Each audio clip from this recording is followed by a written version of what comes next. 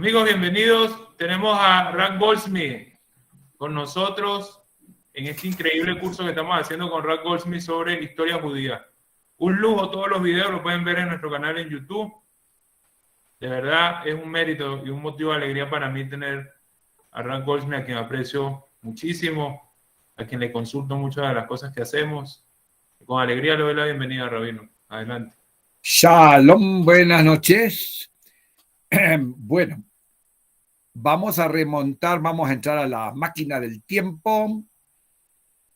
Mayo de 1948 se declara la independencia, Erev Shabbat, un viernes, 5 de Iyar. Y Ben Gurión mismo dice cuando lee la declaración de que esto seguro que los países árabes iban a atacar, y así fue. Hubo una guerra que se demoró 1 año y pico hasta que se firmó un armisticio. No se firmó la paz, sino un armisticio. Y en esa guerra Israel logró ampliar sus fronteras. Te puedo pedir un favor, Rav Boaz, mira si alguien me consiga un mapa de Israel para que les muestre un poquitico un mapa de Israel de hoy y les muestro cómo ampliamos nuestras fronteras en la guerra del 48. Alguien que sepa hacer eso, sacarlo y ponerlo en pantalla. Enrique Pumarejo. Enrique, qué bueno en eso ahí.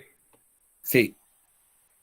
Fue una guerra dura porque habíamos tenido preparación en el grupo de la Haganá, que era un grupo paramilitar, pero el grupo paramilitar estaba entrenado para enfrentar pelotones, pero no ejércitos completos.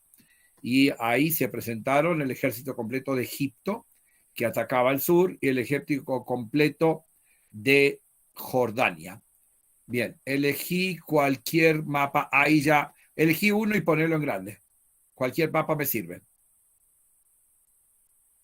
No, un poquitico más grande para que... Sí, ahí está. No, pero no entró completo. Ahí, déjalo ahí.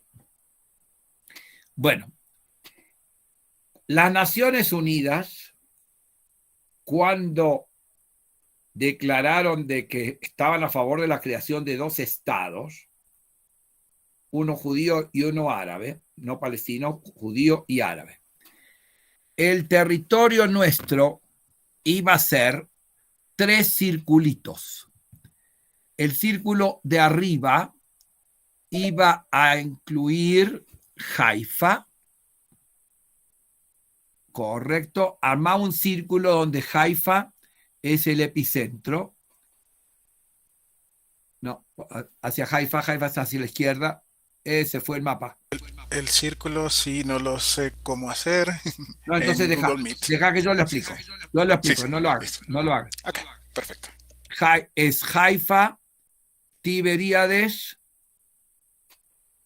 y Cesarea. Luego iba a ir de Cesarea hasta un poquitico antes de Gaza. ¿Correcto? Jerusalén iba a quedar como ciudad internacional en el plan de Naciones Unidas. Y acá abajo íbamos a tener un poquitico otro círculo rodeando Beersheba. Bien.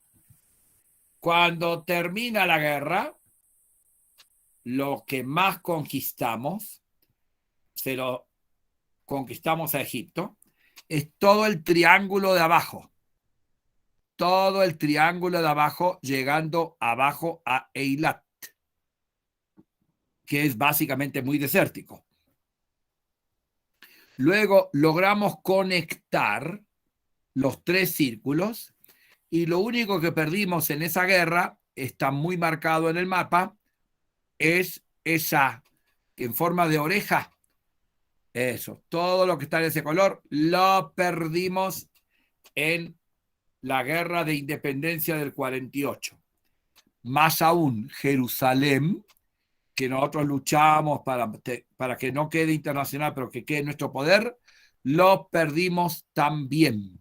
Entonces Jerusalén quedó dividida en la guerra del 49, quedó dividida en dos.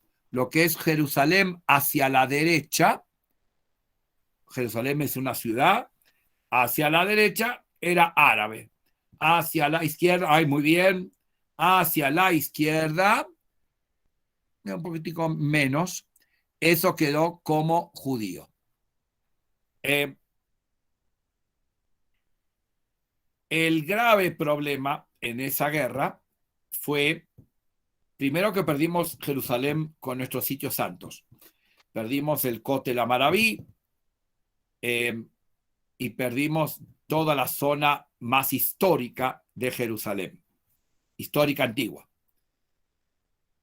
Luego, el próximo problema que teníamos es que donde dice Gaza, eso estaba lleno de refugiados. Habíamos explicado que cuando Israel declaró independencia, miles y miles de árabes que vivían en toda la zona, poneme de vuelta el mapa completo, miles y miles de árabes que se vivían en la zona, entonces se fueron yendo, que les decían de que váyanse hacia la frontera y vamos a reconquistarlo con ejércitos mejores. Entonces, los que estaban en el sur se escaparon hacia la izquierda, pero Egipto no los dejó entrar. Egipto es lo blanco. Egipto no lo dejó entrar y se quedaron en Gaza. En Gaza era realmente, todo era un campo de refugiados que lo mantenía las Naciones Unidas, porque no tenían mucho método de producción ni de ganarse la vida. Entonces, Gaza quedó como campo de refugiados.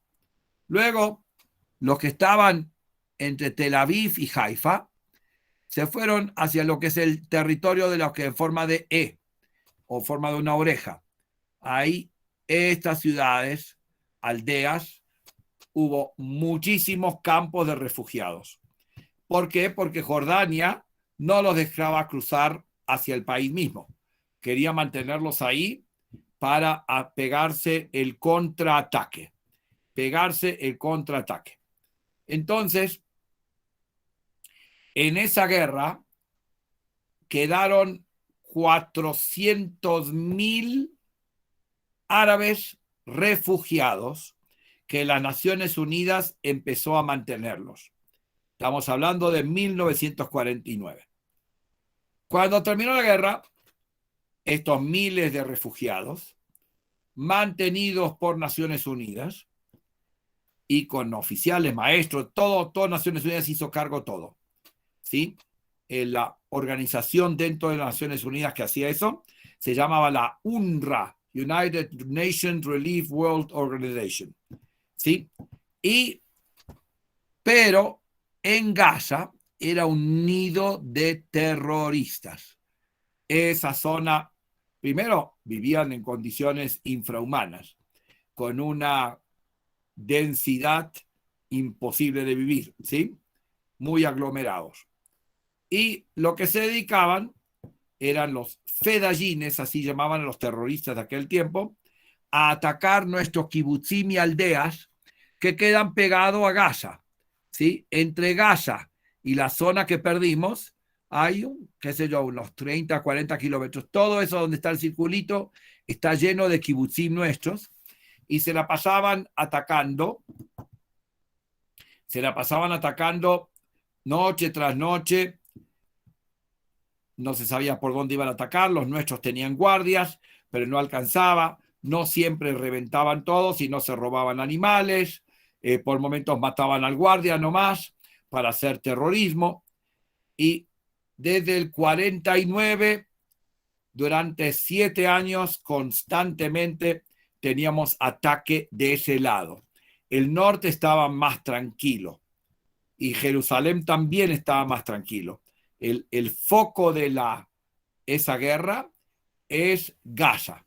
Ahí salían los fedayines a atacar.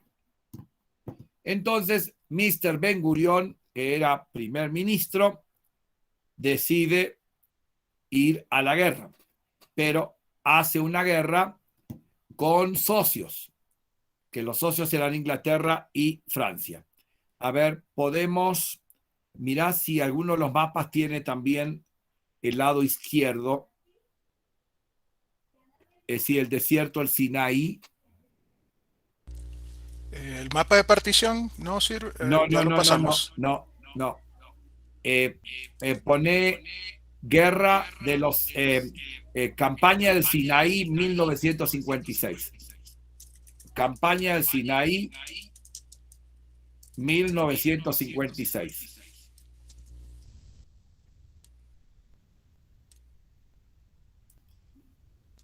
Ahí está. Perfecto. Gaza está arriba, ¿sí? Y ese es el triángulo que hace la península del Sinaí, básicamente muy desértico, muy poca población, la población que hay son población beduina, y el socio nuestro era a la izquierda, está el canal de Suez, que une este grupo de agua hasta el Mediterráneo, muy práctico para circular los barcos que vienen del oriente para llegar a Europa y no tener que dar la vuelta por España. Entonces, los ingleses y franceses construyeron el famoso canal de Suez. Pero en Egipto, que está a la izquierda, había un presidente muy nacionalista que levantaba el genio de los árabes de Egipto. Se llamaba Gamal Abdel Nasser, que básicamente era muy nacionalista, pero utilizó a Israel como el punto de unir a su pueblo. Como de todas maneras nos odiaban, entonces él cometió el error de odiarnos y decir que nos va a tirar al agua, pero además nacionalizó el canal de Suez, que era una empresa británica y francesa, y la nacionalizó. Ahí entonces tuvimos un socio, Ben Gurión en Israel, Inglaterra y Francia tenían interés en esto.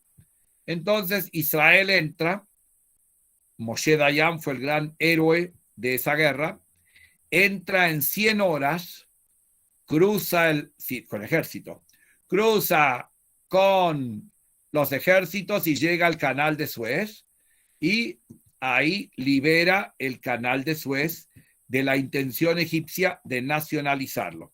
Había unos barcos clavados ahí que impedían la entrada y entonces en 100 horas el ejército israelí cruza, ven acá las distintas columnas, una columna más al sur, la columna más al norte, y llegan con una rapidez, 100 horas se demoró, y Nasser quedó como un zapato.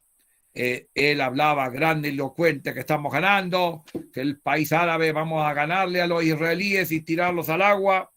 Grandes palabras, pero terminó perdiendo la guerra, y no solamente perdiendo la guerra, sino muy, muy avergonzado.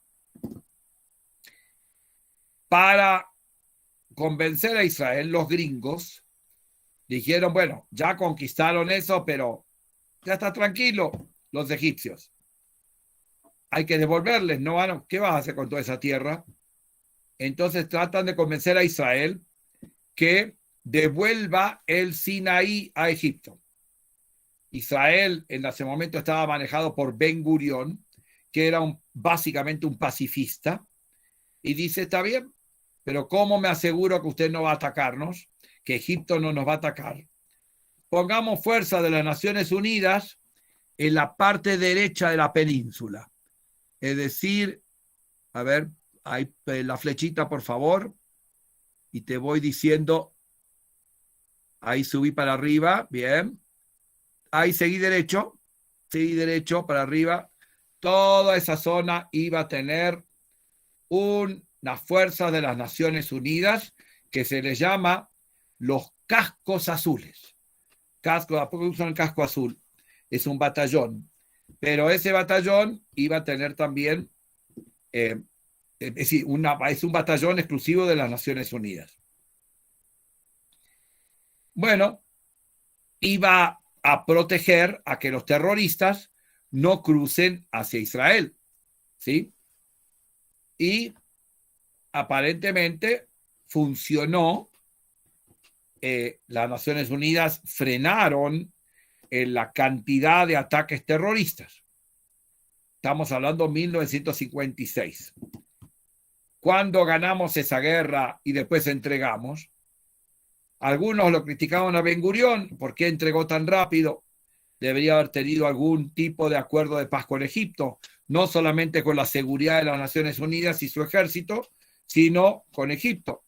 Bueno, pero Ben Gurión creía que si entregaba eso, los egipcios se iban a calmar. Pero Mr. Gamal Abdel Nasser, del 56, durante 10 años, estuvo calentando el ambiente con sus compañeros de los países árabes y armó una coalición entre Egipto, que está acá. Ahora subíme el mapa, por favor. Simplemente subí, a ver si... Y del otro lado está Jordania. No, subir no. Perdone, baja. Ay, ¿se puede bajar más todavía? Sí, no, ese no llega hasta Jordania. Vamos a ver. A buscar uno que sea, Ahí se que ve sea Egipto, el más canal de Suez general. está perfecto. Sí, el canal de Ahí, Suez, sí, está. sí, ahí lo tenemos mejor. Correcto, perfecto. Egipto está a la izquierda, Jordania está donde está Jerusalén, pero en la parte blanca, y arriba está Siria, más arriba, esa es Siria. Y entonces los sirios ahí empezaron a molestar. Ellos eran dueños, lo que se llama la altura de Golán. No, ahí está, la altura de Golán está del río hacia la derecha un poco, pero no está en ese mapa suficientemente claro. Y son como unas montañitas, Este está mejor. una cadena montañosa muy parecida a lo que es nuestra cadena montañosa acá. Ahí está, Golán. Esas son montañas no demasiado altas, debe ser unos 1000 metros. Y entonces empezó a molestar él. Ya los del sur estaban un poquitico más controlados, pero el Golán, los sirios ponían sus artillería, sus cañones sobre la montaña, dentro de la montaña, y bombardeaban hacia abajo, hacia la izquierda. Correcto. Todas esas localidades sufrían de bombardeos todos los días. Todos los días había bombardeos desde el Golán, y cuando tú le disparas de abajo para arriba es muy difícil. Los cañones estaban metidos dentro de la montaña misma, y ahí habían construido como unas piezas de hormigón alrededor del cañón, y ahí pasaban tiempo y se la pasaban bombardeando. Entonces ahí están mostrando. No, eso ya, ahí estamos conquistando. Ese mapa ya conquistamos el Golán. Pero antes de la conquista nos disparaban de arriba para abajo. Espera, a ver. Busca el mapa que diga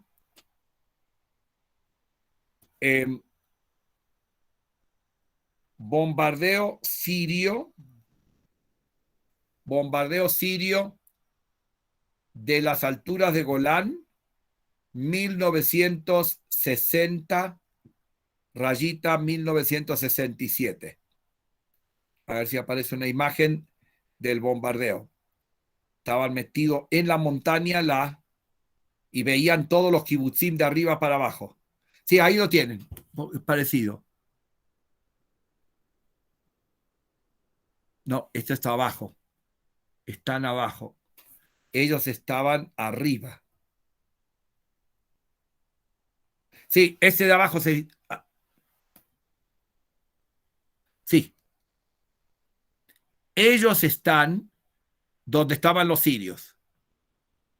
Y ahí metían sus cañones dentro de la montaña, que sobrevivieron esos cañones, esos búnkeres, y simplemente tiraban para abajo. Tiraban para abajo, ahí están localidades judías. A través de toda la cadena del Golán, se la pasaban bombardeándonos. Entonces, como consecuencia, la gente de los kibutzim pasaba noche entera en los refugios, que son subterráneos algunos, y algunos son unas piezas construidas con un hormigón muy ancho para que el proyectil, en aquel tiempo no eran proyectiles como los de hoy tan fuertes, rebotara. Pero la mayoría de los búnkerim, así lo llamaban, eran bajo tierra, dormían ahí noches enteras. Lógicamente no es por familia, ahí todo, apenas sonaba la alarma, tenían que meterse todos al búnker, cada moshav tenía X cantidad de búnkerim, y a cada uno tenía ahí una cama, había un baño, pero pueden haber estado 20, 30 personas en uno de esos refugios. Entonces, esa frontera estaba caliente, constante bombardero. Y donde dice West Bank, pertenecía a Jordania, porque nosotros esa parte nunca lo conquistamos. Y de ese lado había un gran problema. Si ustedes ven Tulkarem, más hacia el norte, eso, cruza hacia Hadera, esos son 17 kilómetros. Del 48 hasta el 67, teníamos el riesgo constante que los jordanos hagan una guerra y que lo primero que hagan es bloquearnos el sur y el norte, porque son solamente 17 kilómetros que había que conquistar. Entonces, había un temor constante que ellos podían atacar fácilmente y dividir Israel en dos. Entonces teníamos West Bank, terrorismo, Golán, terrorismo, y los de Gaza cada tanto lograban también entrar porque los cascos azules no estaban en Gaza, estaban en el Sinaí, correcto, ahí. Pero los de Gaza seguían teniendo acceso directo hacia los kibutzim nuestros. Entonces, mientras tanto, Gamal Abdel Nasser va predicando, vamos a tirar a los judíos al mar, y empezó a hacer un pacto de los tres países que iba a ser la República Árabe Unida, Egipto, Jordania y Siria. Y era muy nacionalista el tipo, y con eso quería sacar a su país de la pobreza, etcétera. Eran primitivos, habían construido un ejército bastante bueno, y creía, nosotros en ese momento habremos sido 1,5 millones, menos de 2 millones de personas, ya habíamos crecido, pero empezamos en la guerra, en la independencia con 650,000 judíos. Ahora debemos haber sido 3 veces más, unos 2 millones. Entonces, la República Árabe Unida convencida que si se unen pueden acabar con nosotros. Bueno, ya con esto resumimos. No, poneme pantalla, pero después tenemos que volver a este mapa. Ese mapa está muy bueno. Pongamos pantalla. A ver, dudas o preguntas sobre esta etapa que va desde la guerra de independencia hasta la terminación de la guerra al Sinaí y el calentamiento nacionalista de los tres países creando la República Árabe Unida. Preguntas o aclaraciones sobre este tema, no se me desvíen.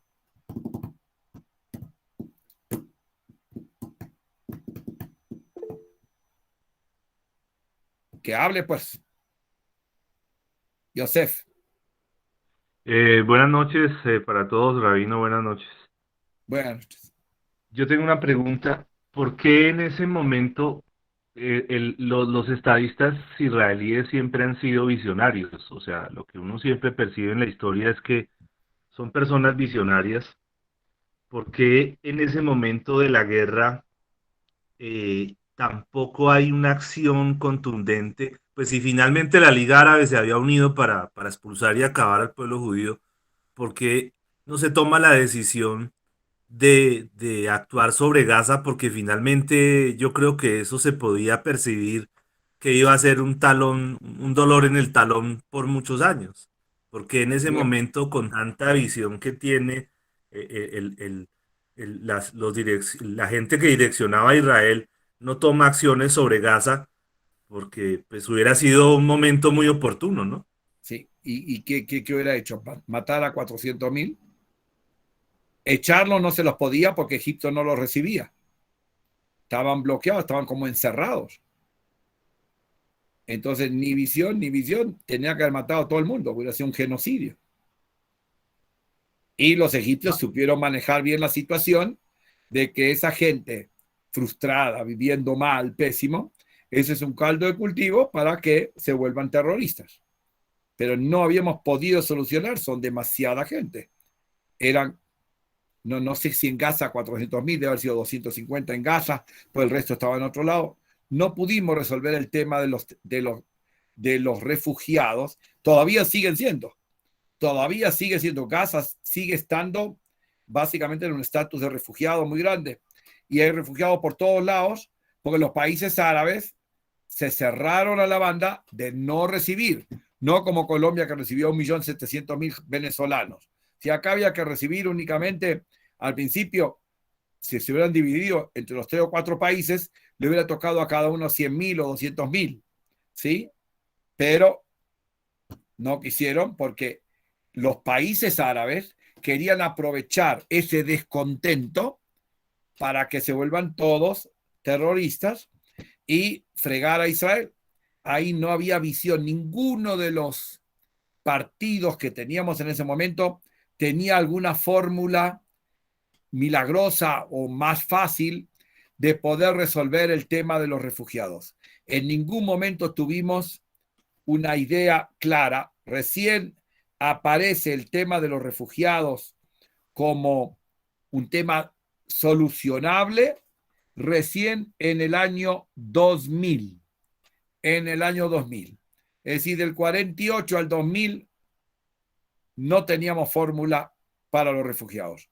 Esperábamos que en algún momento los árabes empiecen a absorberlos, a recibirlos, aunque fuera de a poco. Ahora, algunos refugiados se fueron. En Chile hay una buena cantidad de palestinos que son de esa zona. En Chile hay, en Maicao hay, pero no tantos, gente que salió de lo que sería Israel, pero básicamente los países árabes nos bloquearon todo tipo de solución por ese lado. ¿Alguna otra pregunta? Mientras tanto,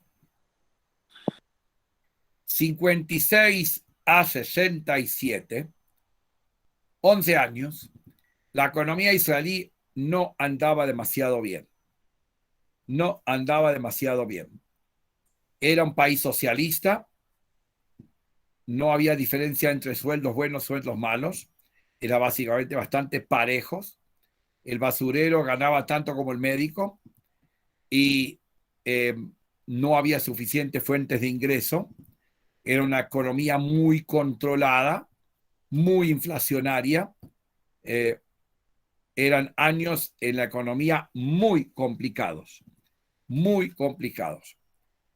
Y en esos años muchos israelíes se fueron. Fueron a Estados Unidos, llegaron, creo que en total, como 200.000 israelíes se fueron a los Estados Unidos. Se conglomeraron en New York y en Los Ángeles, porque la situación económica no era favorable. Lógicamente los idealistas se quedaban, pero no era un esquema atractivo para vivir per se, si no eras idealista. Ahora, ¿quiénes se iban? se iban los que tenían un poco más de educación y Estados Unidos tenía las fronteras no totalmente abiertas, pero bastante abiertas para los judíos, y por eso se formaron los conglomerados muy grandes de israelíes en Nueva York, en California, Los Ángeles y en la Florida. Lentamente se fueron haciendo comunidades enteras de israelíes, y los israelíes trabajaban bien, les iba bien, pero había un problema con los israelíes en esa época. No se integraban a las comunidades tradicionales. Se mantuvieron, primero, no eran religiosos y no buscaban comunidad porque la comunidad les cobraba. En las comunidades hay que pagar una cuota y ellos estaban con la mentalidad de no pagar cuota, porque eso no está dentro de la mentalidad israelí de pertenecer a una comunidad, porque el Estado le ofrece a toda la gente de su población, le construye las sinagogas, le da todos los servicios religiosos, mikve, etc. Y entonces acá llegaron a la diáspora, los querían enganchar, los dirigentes de las comunidades tradicionales querían engancharlos, pero les cobraban cuota. Entonces salió el chisme y no se asociaron, quedaron por fuera. Recién ahora, que ya pasaron 30, 40 años, se están empezando a integrar a las comunidades tradicionales. Entonces, mucho Yeridá en los Estados Unidos y situación complicada económica en Israel. Pero la gran mayoría sigue siendo muy idealista. Vamos entonces ¿hay una mano? No, John creía que levantó la mano. ¿No? Bien. Nasser habla, esta es nuestra oportunidad. Podemos tirar a los judíos al mar esta vez. Pues ya no estoy solo. Estamos Egipto, Jordania, Siria.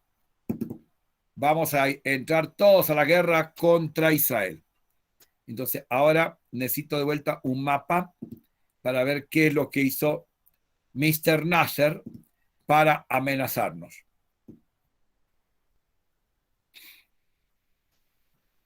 Bien. Lo primero que hace, 1967. Ya habían pasado 11 años de la pérdida de la guerra del Sinaí. Le manda información a las Naciones Unidas. Gracias por sus servicios. Lárguense. Los cascos azules, devuélvanse a la casa. Y puso su ejército hasta la línea de la frontera. Ya no había cascos azules. Llegó hasta la frontera con Israel. Ambos lados es desértico. No hay población viviendo. Lo segundo que hace es, mira, ese mapa podés subirlo para que se vea la parte sur. No llega, no está completo. No llega. No está, sí, no está completo. No está. Un momentito, en alguno de estos. En ninguno está la parte sur.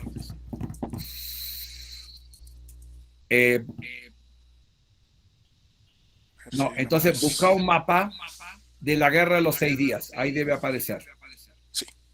Mapa de la guerra de los 6 días.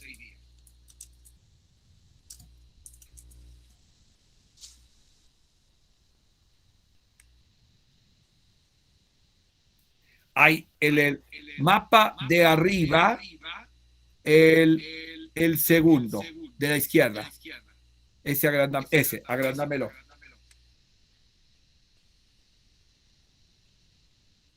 Bien. Ven la punta sur de Israel. Ahí está Eilat. Pero está Jordania también. Y del otro lado está Sinai. El Sinai estaban los egipcios. Ahí hay un cuerpo de agua. Se ve mejor en el mapa de la izquierda. Hay un cuerpo de agua. Miren, va para abajo. Bien, bien. Seguí, no lo agrandes. Anda con la flecha, seguí el agua. Y hay estrecho de Tirán. Ese es un bastante angosto. Y ahí subían los barcos que traían petróleo de Irán. Irán está corrido hacia la izquierda. Y entraban los petroleros. Nosotros le comprábamos todo el petróleo a Irán, casi todo. Eso manejaba Irán, un tipo que era medio amigo nuestro, se llamaba el Shah de Irán. Shah de Irán. Después lo tumbaron y se volvió una república islámica.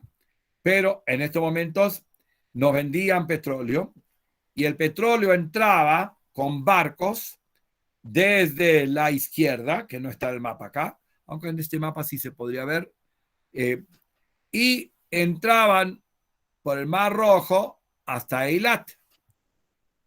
¿Y qué hizo Mr. Nasser? Pone cañoneras donde dice Estrecho de Tirán. Cualquier barco que quiera pasar, lo bombardeamos. Era muy corto, muy angosto, es casi como un canal, muy angosto. Eso nos iba a ahorcar en el sentido que no íbamos a tener acceso a petróleo. Otras mercaderías también, pero principalmente petróleo. Entonces, Israel brillantemente Nasser amenazaba, esta guerra sí la ganamos. Esta guerra sí la ganamos. Entonces, sacó los soldados del cascos azules. Cerró el estrecho de Tirán. Israel entonces prepara un ataque. Y la estrategia de ataque esta vez no era entrar con ejército, sino destrozar la fuerza aérea de los tres países.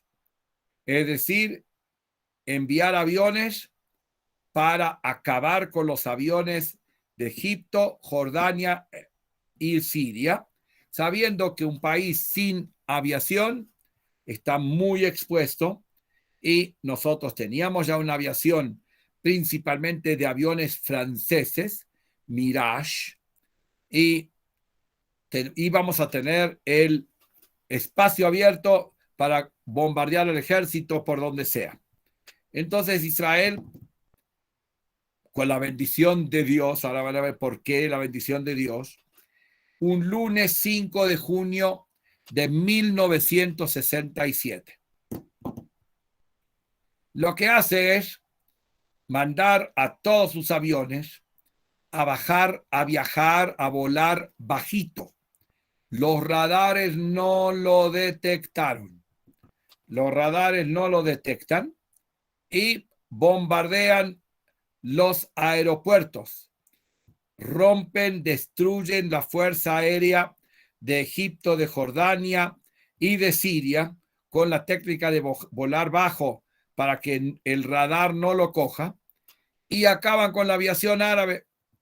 En un par de horas, ese lunes 5 de junio de 1967, fue un éxito esa guerra y salían despavoridos de sus habitaciones a los aviones y en el camino ya estaba bombardeándose el avión, que no pudieron despegar para luchar. Apenas termina el bombardero, un par de horas, Israel entra, ahora de vuelta al mapa original de la guerra de los 6 días, Israel entra en 3 columnas al Sinai, en 3 columnas, y los tipos salen corriendo. Había en proporción menos ejército. Nosotros tenemos la gran ventaja que podíamos tener un ejército muy numeroso porque teníamos las reservas.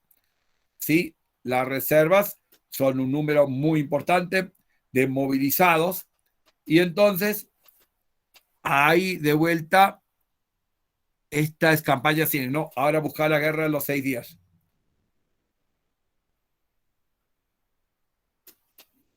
Sigue siendo campaña al Sinai.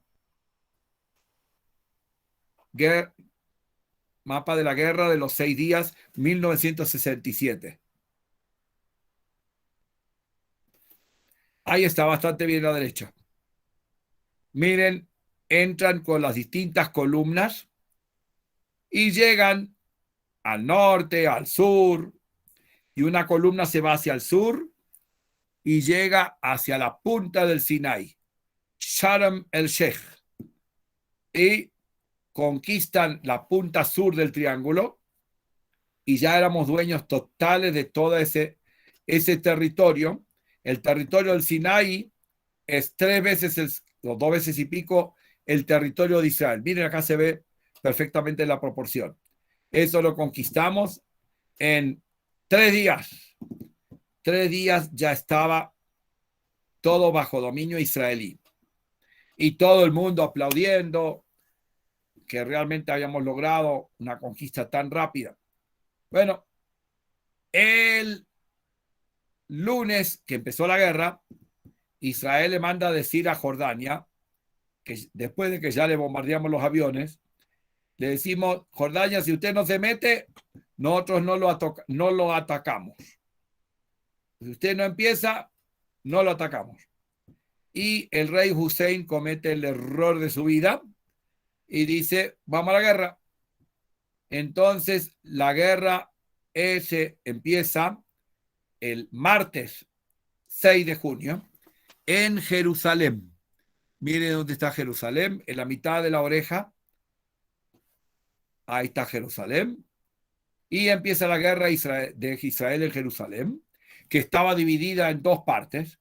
La parte este era árabe y la parte oeste era judía. Bueno, guerra dura porque Jerusalén tiene calles muy antiguas, angostas. Entonces, la manera de entrar fue con paracaidistas. Los paracaidistas cayeron en cantidades importantes, formaron su batallón y fue lucha casi puerta a puerta, lucha bien dura. Y el miércoles, la guerra había empezado el lunes, el miércoles el ejército de Israel libera el monte, el Kotel Amaraví. Hazme un favor. Fíjate, pone en Google entrada del rabino Goren al muro de los lamentos, miércoles 7 de junio.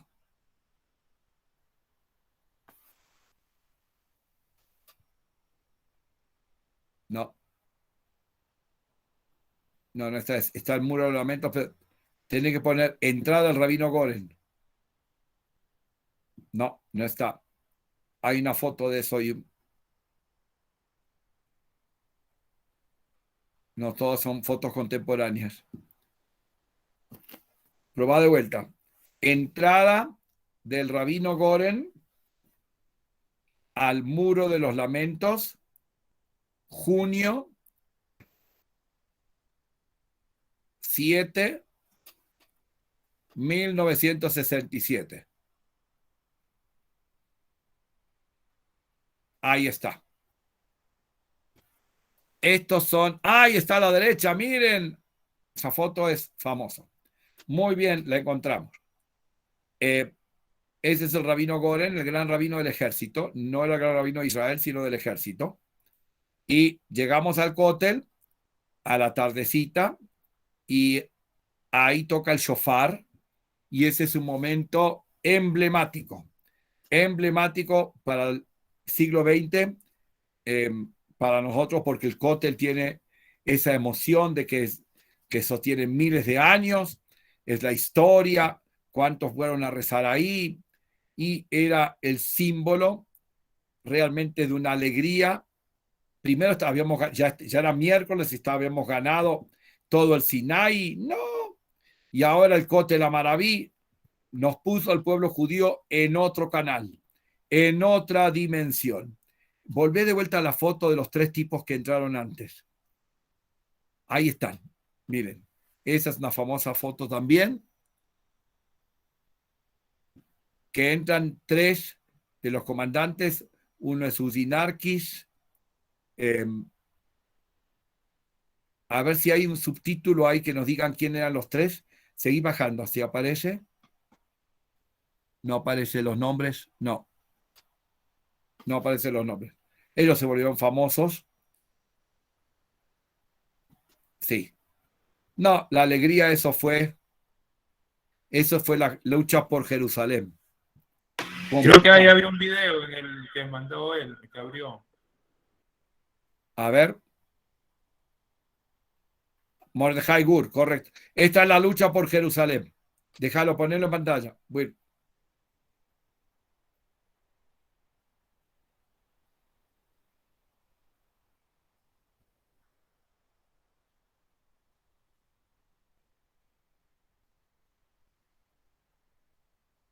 Esa fue la famosa mano. En hebreo. Harabait beyadeinu.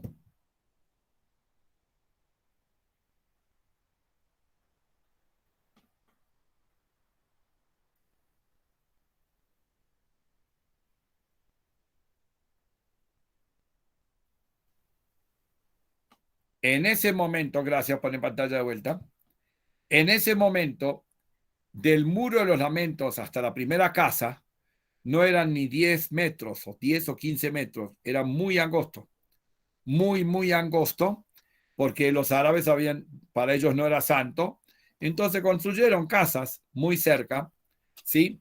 Y lógicamente Israel lo primero que hace es tumbarlas para hacer una plaza que vimos en las otras fotos del cótel. Poné de vuelta las otras fotos del muro de lamento, las originales que tenías, como 6.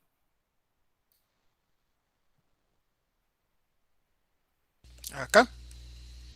Sí, hay en esa de la donde dice Yom Yerushalayim, la reunificación, donde se ve la bandera israelí, correcto.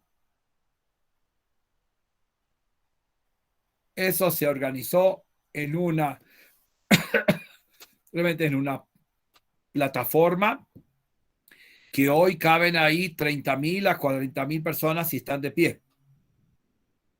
Está dividido entre hombres y mujeres, y ahí donde rezamos. Ahí se puede ver en una foto de la izquierda.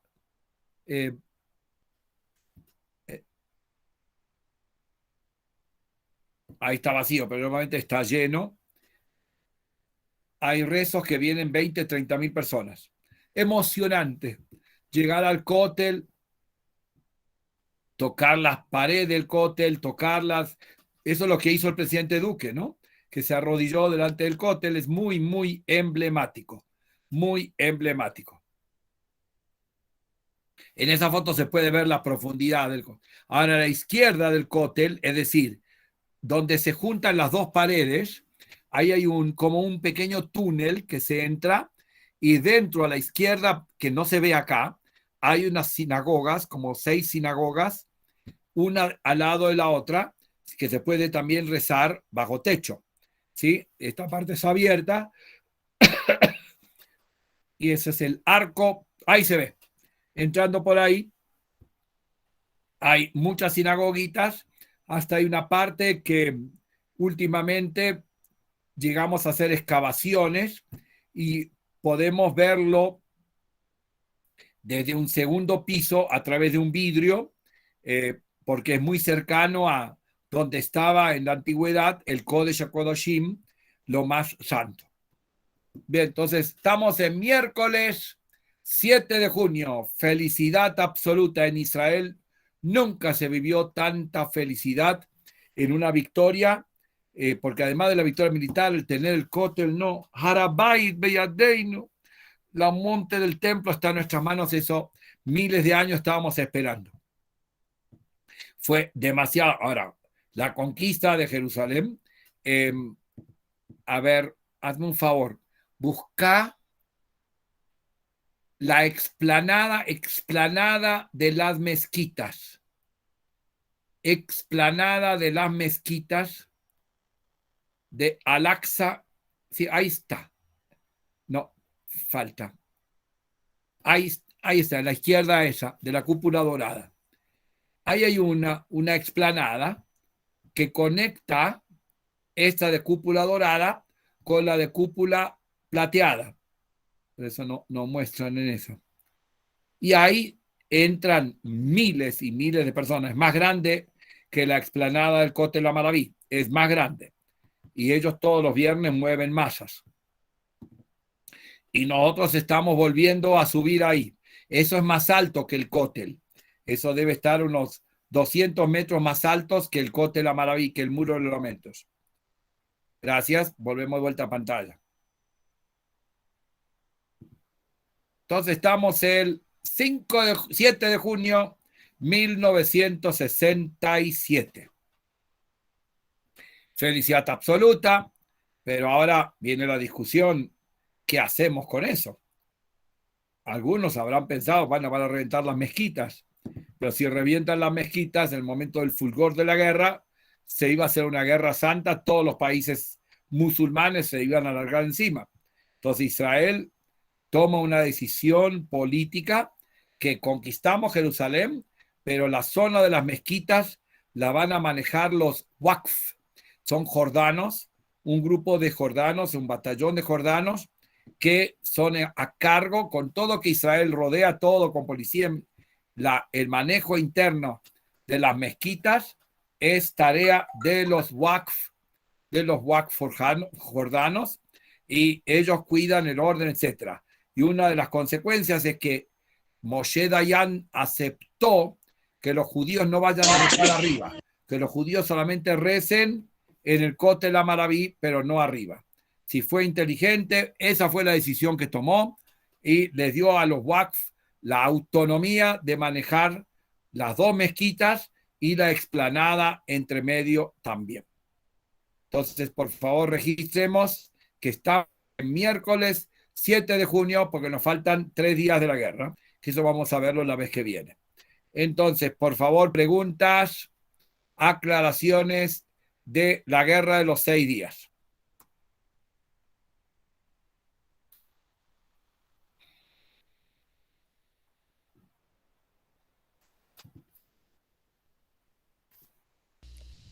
Joseph levantó la mano.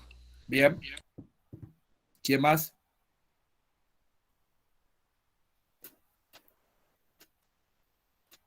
Entonces, don Joseph, siga adelante.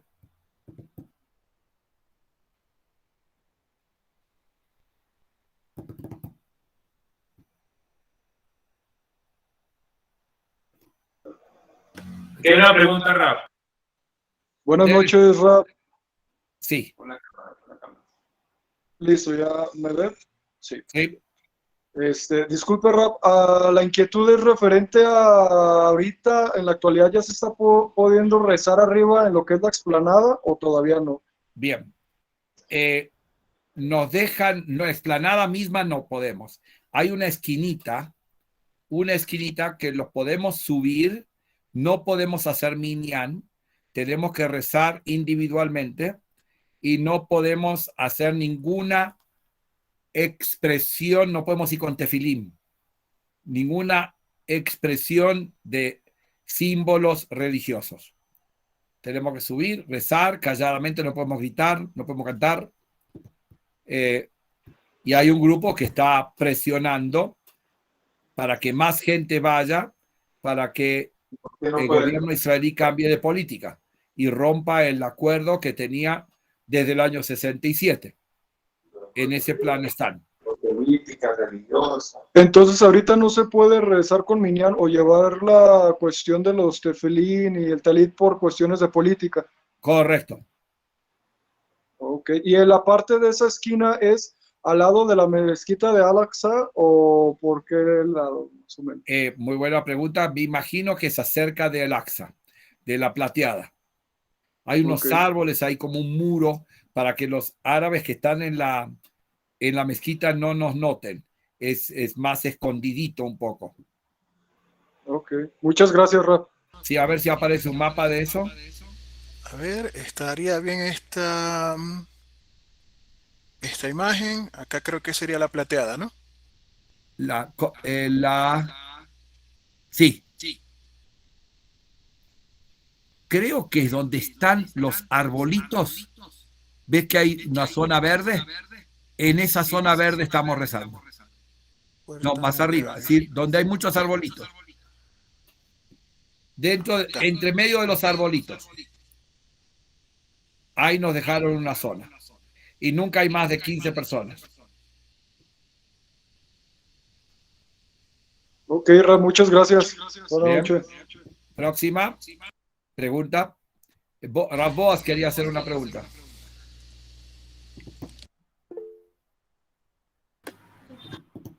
Desde la óptica judía, pues yo he estudiado las diferentes opiniones que hay de la prohibición de rezar en ¿cómo se llama? En Harabait. la explanada. Eso. ¿Qué opina usted, Rav Goldsmith, del tema? Bien, entonces vamos a explicar. Cuando en el 67 conquistamos eso, un grupo de rabinos, incluyendo los grandes rabinos, dijeron, nosotros no estamos puros, no tenemos la vaca roja para purificarnos. Si empezamos a subir, la gente se va a descachar, va a ir más hacia la mezquita, sin saber si nos iban a frenar. Y eso está prohibido porque no estamos purificados. Entonces, muchos rabinos dijeron, no nos metamos, recemos en el cótel que es abajo y no tenemos problemas halágicos. Entonces, algunos estaban muy en contra de buscar cualquier solución que implique subir.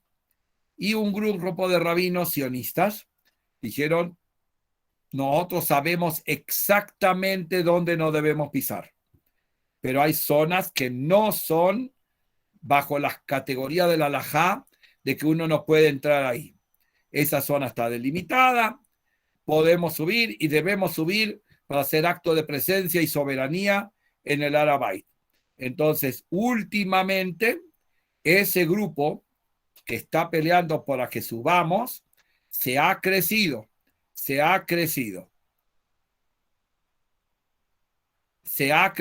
grupo. A todos los días hay gente allá. No lo estamos abandonando. Ese grupo que cree que no hay problema de la halajá, porque van directamente. ¿Cómo se sube? Ahí ven que hay como un caminito, ¿sí?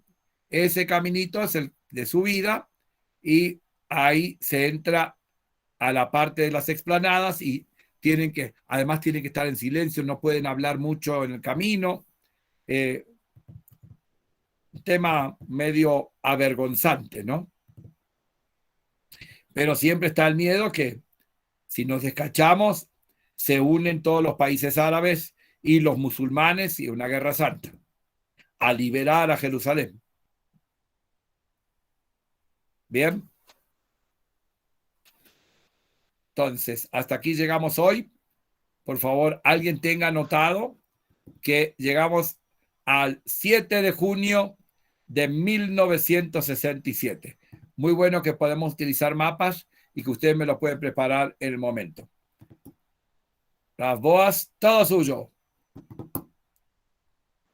Rav Goldsmith, qué gusto tenerlo acá, escuchar este impresionante discurso, disertación sobre la historia judía, sobre todo este momento, este punto tan álgido, ¿no? De la historia, este momento de la historia con el tema de Jerusalén. Falta mucho todavía por hablar, ¿no?